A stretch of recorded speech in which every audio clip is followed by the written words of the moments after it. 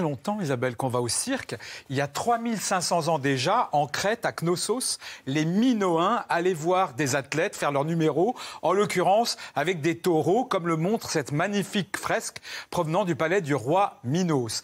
Alors on voit là du dressage. Le dressage équestre a été le cœur de l'activité circassienne jusque dans les années 1850. Et je vous dirai pourquoi après ça change. Alors un des derniers représentants du dressage de chevaux, c'est aujourd'hui Alexis Grus, qu'il faut quand même saluer et que vous pouvez voir d'ailleurs, je crois, au Bois de Boulogne en ce moment. Alors, écoutez bien, le défi pour les peintres qui s'intéressent au cirque, et c'est certainement pour cela qu'ils s'y intéressent, c'est de représenter le mouvement, de l'arrêter, de le figer à un moment clé. C'est ce qu'a fait Georges Seurat dans ce tableau. Alors, il fige, le cheval qui est dans son élan. Ensuite, il peint la seconde où l'écuyère trouve un équilibre provisoire sur son dada. Et puis, il aussi saisit le mouvement de l'acrobate qui est un peu sur la droite dans son envol avant qu'il ne, pas de s'écrase, mais retombe au sol.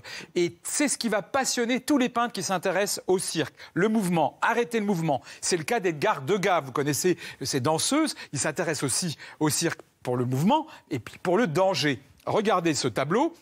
Là, il peint une acrobate dont la vie ne tient qu'à un fil, enfin surtout qu'à sa mâchoire. Et il est passionné parce que c'est ce moment-là qu'on regarde, parce qu'on se dit mais elle va peut-être tomber. Il y a la peur, il y a la grâce, il y a tout ça dans cette image-là. C'est ce qui intéresse Degas. Le courage des artistes. Alors, vous connaissez certainement les tableaux de Marc Chagall. Dans ces ciels, il y a des tas de gens qui voltigent. Les tableaux sont remplis de personnages en haut, en bas, au sol. C'est exactement ce qu'il y a dans le cirque, hein, des gens en haut, en bas.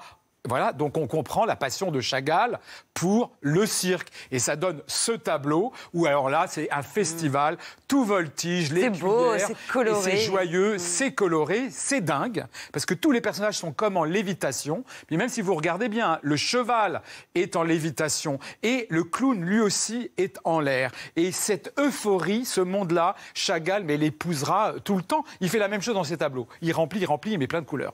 Alors, je vous disais tout à l'heure que le cirque change. Jusqu'en 1850, il n'y a que du dressage à peu près dans le cirque. Et puis en 1850, le cirque rassemble le dressage, les animaux et les premiers clowns. Auguste, au nez rouge. Comme d'ailleurs ce nez rouge-là de clown peint par Bernard Buffet qui va peindre 2800 clowns. Alors, est-ce que vous savez pourquoi le clown porte un nez rouge? Non. Parce qu'il a bu. Ah, c'est ça, pas loin. c'est exactement ça. En fait, en 1870, en Allemagne, il y a un comique qui va sur scène, il est complètement ivre, il a un nez rouge naturel et il fait énormément rire. Et tous ses collègues le regardent et se disent, on va nous aussi se mettre un nez rouge, un faux nez rouge, on va arriver un peu en titubant et ça va faire rire tout le monde. Et c'est depuis ce moment-là que Auguste porte le nez rouge. Bravo, hein, David, alors, je me suis moqué de vous, mais bravo. Non, mais ne vous moquez point, ne vous moquez point. Alors, normalement, le cirque, surtout les clowns, ils sont loufoques, ils nous font rire. Mais dans l'art, les artistes ne le voient pas comme ça.